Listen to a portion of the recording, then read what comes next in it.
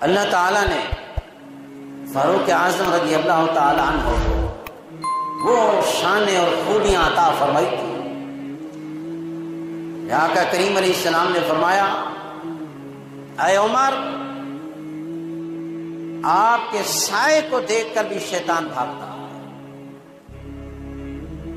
ذل عمر تذل الشیطان، عمر کا سایہ شیطان کو بھگا دیتا ہے۔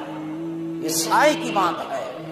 اللہ نے جس محبوب کے غلام کے سائے کے اندر اتنی پاور رکھی ہے، اس محبوب کے غلام کے ذات کے اندر کتنی طاقت اور پاور ہوگی، اس کا اندازہ اگلی بات سے آپ لگانا۔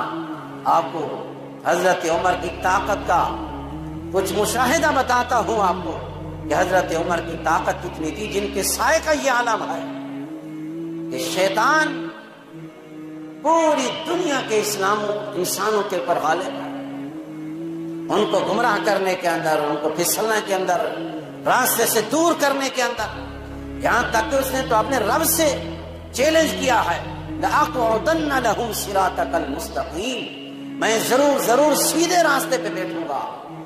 ثُمَّ لَآتِيَنَّهُمْ مِنْ بَيْنِ أَيْدِيهِمْ وَمِنْ خَلْفِهِمْ وَعَنْ أَيْمَانِهِمْ وَعَنْ شَمَائِلِهِمْ وَلَا تَجِدُ أَكْثَرَهُمْ شَاكِرِينَ، سیدھے راستے پہ بیٹھ کر آگے سے بھی آؤں گا، پیچھے سے بھی آؤں گا، دائیں سے بھی آؤں گا اور بائیں سے بھی آؤں گا، تیرے بندوں کو تیرے قریب نہیں ہونے دوں گا۔